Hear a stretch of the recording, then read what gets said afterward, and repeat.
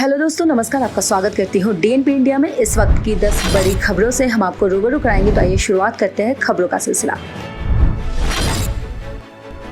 आज से 21 साल पहले 13 दिसंबर 2001 को विश्व के सबसे बड़े लोकतंत्र के संसद भवन पर आतंकियों द्वारा हमला किया गया था। इस हमले में संसद भवन के गार्ड, माली और दिल्ली पुलिस के जवान के साथ कुल 9 लोग शहीद हुए थे। वहीं मामले की 21वीं बरसी पर प्रधानमंत्री नरेंद्र मोदी, गृह मंत्री अमित शाह, रक्षा मंत्री राजनाथ सिंह के साथ कई नेताओं ने ट्वीट कर शहीदों को श्रद्धांजलि अर्पित की है। प्रधानमंत्री नरेंद्र मोदी का संसदीय क्षेत्र लगातार अपनी सनातन परंपरा को आगे बढ़ाने और अपने नए रंग रूप को लेकर लगातार सुर्खियों में बना हुआ है। करीब 352 वर्ष बाद वाराणसी में श्री काशी विश्वनाथ धाम नया रूप दुनिया के सामने आया है। आज पीएम मोदी इसे जनता को समर्पित करेंगे। आज इसके गवाह देश के 150 से अधिक धर्माचार्य, संत, महंत और प्रबुद्धजन बनेंगे। इसके अलावा इसमें आम आदमी और दूसरे नेता भी जुड़ेंगे। कृषि सुधार के कानूनों की वापसी के साथ एमएसपी समेत अन्य मांगों पर सरकार ने प्रदर्शनकारी किसानों को समझाकर भले ही लौटा दिया हो, लेकिन सत्तारूढ़ बीजेपी के सांसद वरुण गांधी ने एमएसपी की कानूनी गारंटी का निजी विधेयक पेश करने का ऐलान सरकार पर दबाव बनाना शुरू कर दिया है। कृषि कानून विरोध आंदोलन को लेकर वरुण गांधी लगातार अपनी सरकार पर निशाना साधने से बाज नहीं आ रहे हैं। अब उन्होंने लोकसभा में इसी सप्ताह निजी विधेयक पेश करने की घोषणा कर दी है। वरुण गांधी ने ट्वीट कर बताया है कि उन्होंने विधेयक का मसौदा लोकसभा सचिवालय को सौंप दिया है। उन्होंने इसके प्राविधानों पर सुझाव भी मांगा है।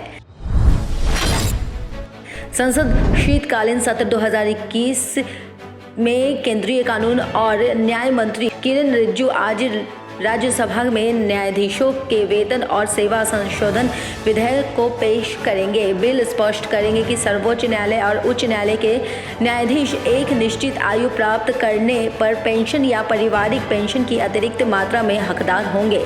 ये उच्च न्यायालय के न्यायाधीश अधिनियम 1954 और सर्वोच्च न्यायालय के न्यायाधीश अधिनियम 1958 में और संशोधन करेंगे।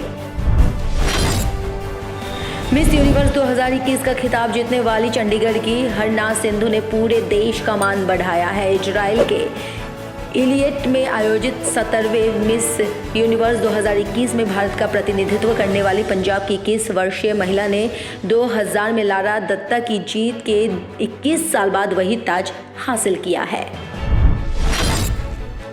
देश में वायु प्रदूषण का स्तर लगातार गंभीर श्रेणी में बना हुआ है। आज भी AQI का स्तर 256 तक पहुंच गया है। दूषित होती राजधानी दिल्ली की आबोहवा में लोगों का सांस लेना मुश्किल होता जा रहा है। उत्तर भारत के इलाकों में कुछ दिनों से लगातार ठंड का दौर जारी है। वहीं हिमाचल प्रदेश के बारालाचा, कुंजुम और रोहतांग दर्रे के साथ धुंधी जोत, शिंकुला, छोटा व बड़ा शिगरी ग्लेशियर, रेडी ऑफ केलंग और नीलकंठ की पहाड़ियों पर जबरदस्त बर्फबारी हुई है।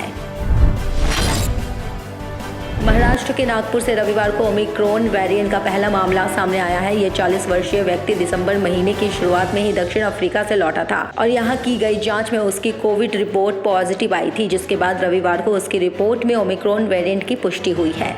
इसके साथ ही राज्य में ओमिक्रॉन मामलों की संख्या बढ़कर 18 हो गई।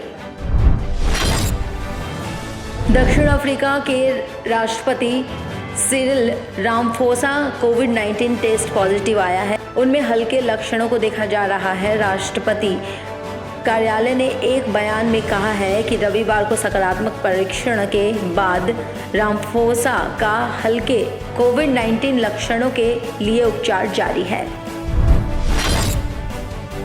नेपाली कांग्रेस सोमवार को अगले 4 वर्ष के लिए नए पार्टी अध्यक्ष का चुनाव करने के लिए तैयार है, जिसमें मौजूदा शेर बहादुर देउबा को 4 अन्य प्रतियोगिताओं में चुनौती का सामना करना पड़ रहा है। नेपाली कांग्रेस के 14वें आम सम्मेलन का उद्घाटन शुक्रवार को राजधानी के भ्रिकुटी मंडप में हुआ, जो सत्ताधारी दल द्वारा 134 सदस्य केंद्रीय कार्य समिति और पार्टी अध्यक्ष के साथ 13 पदाधिकारियों का चुनाव करने के लिए बुलाई गई एक बहुप्रतीक्षित 4 दिवसीय बैठक है। खबरों की और जानकारी के लिए देखते रहिए डीएनपी इंडिया। तब तक के लिए नमस्कार।